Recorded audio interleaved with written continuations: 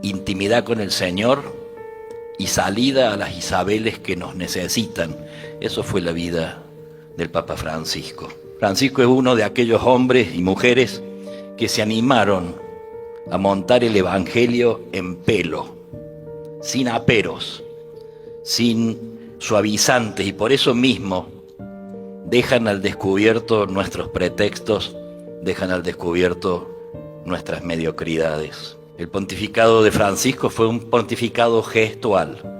Francisco, con sus palabras y sobre todo con sus gestos, nos hizo saber rotundamente que otro mundo es posible, que el sistema económico basado en la idolatría del dinero es injusto, pues enriquece a unos pocos y convierte a una gran mayoría en masas sobrantes, que la actitud de los países ricos ante los emigrantes, muchos de los cuales mueren en el intento de llegar a las costas europeas, es una vergüenza, que vivimos en una burbuja del consumo y con el corazón anestesiado ante el sufrimiento humano muchas veces, que el ambiente cortesano, pensando para nosotros los hombres de iglesia, que el ambiente cortesano, decía, es la lepra de la iglesia, que los pastores han de oler a oveja y no convertirse en clérigos de despacho o en coleccionistas de antigüedades, ni caer en el carrerismo, que la confesión, el sacramento de la confesión,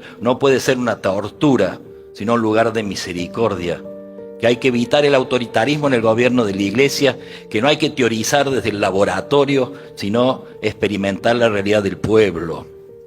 Nos invitó a respetar la diversidad y a recordar que la iglesia no es una ONG piadosa, sino la casa de Dios, que ha de despojarse de todo lo mundano y acoger a todos. Que son miserables las guerras, todas. Que son miserables y es miserable la muerte de los niños y de los inocentes en ellas.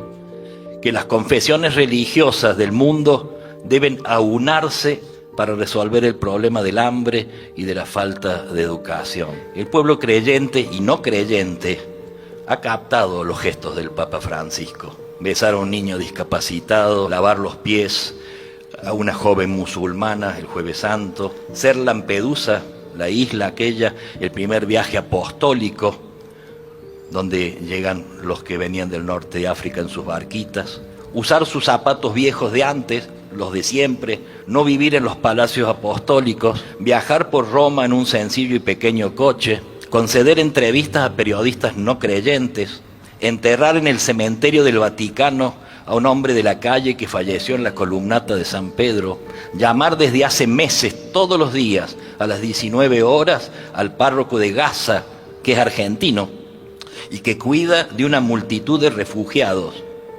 Y en estos días, hace poquitos días, el envío de 4 ambulancias de última generación a Ucrania. Y uno podría seguir haciendo una lista inmensa, ¿no? Gestos. Gestos que no los inauguró con su pontificado, los heredó Francisco de Jorge Mario Bergoglio, y soy testigo de eso.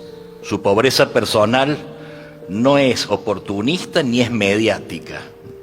Todos saben que fue siempre austero hasta el sacrificio. Bergoglio ha sido coherente con su sentida opción por una vida pobre, con una sencillez evangélica que descolocó muchas veces las prácticas y las costumbres vaticanas. Sencillo no solo en la ropa y en el lenguaje, lejos de discursos abstractos, sino en las costumbres, rechazando modismos palaciegos, rechazando ritos y formalidades que no reflejan la simplicidad del Evangelio de Jesús. Francisco abrazó a las viejas, dicho cariñosamente, besó a los pobres, visitó a cualquiera, atendió y llamó a las personas más sencillas, mostró una iglesia despojada y en salida.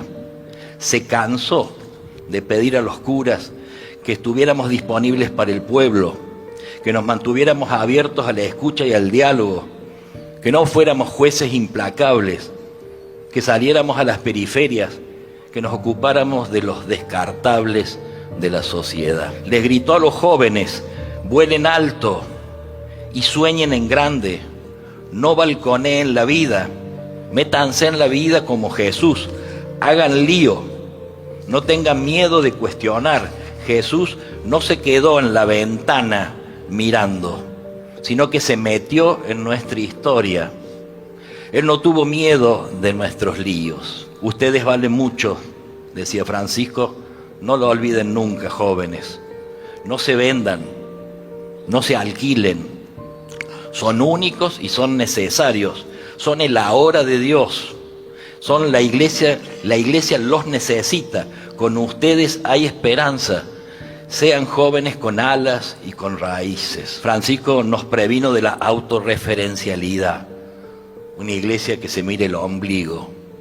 Salgan de las cuevas, salgan de las sacristías, salgan de los salones VIP. Prefiero una iglesia herida por salir que enferma por cuidarse. Francisco fue audaz. No se echó nunca atrás por más que intentaron voltearlo con calumnias y con ataques. Y a los hombres de gobierno les recordó que su misión es cuidar las fragilidades del pueblo y no aprovechar el poder para obtener beneficios personales, sino para cuidar a la gente, para sostener y promover a los más débiles. Cuidar, en general, es una palabra que al Papa Francisco lo definió y que él encuentra plasmada sobre todo en la figura de San José, a quien él tenía una especial devoción. Francisco nos repitió hasta el cansancio: déjate misericordiar. Uno de los felices neologismos, invitando a las personas que se llenan de culpas y de escrúpulos a dejarse perdonar, a dejarse envolver por la ternura de Dios. Los más frágiles encontraron en él siempre un padre, poseedor de una magnanimidad con la fragilidad humana que va a marcar su papado. Los pobres, los frágiles, son los que mejor entendieron y los que mejor disfrutaron la designación de Francisco y los que hoy seguramente más lo lloran. Nos toca, fieles a su legado, gestar un mundo más justo y fraterno, una iglesia más sencilla y comunitaria, una iglesia más nazarena que huela a Jesús y que huela a Evangelio.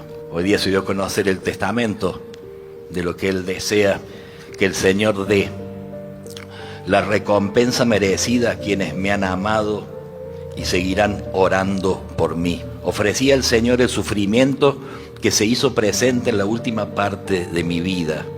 Lo ofrecí por la paz en el mundo y por la fraternidad entre los pueblos. Que el Señor nos conceda la gracia de recordar, de hacer pasar por el corazón todas estas gracias.